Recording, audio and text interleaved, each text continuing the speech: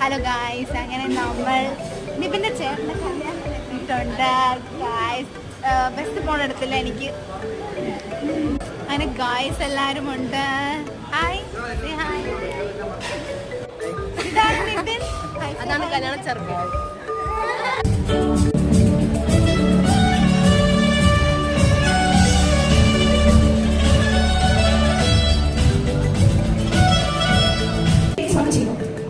ഞങ്ങൾക്ക് അതിന് ഗിഫ്റ്റ് എടുത്തിട്ട് തന്നതാണ്. ഹോൾ ഇതാണ്, പള്ളി ഇട്ടോ.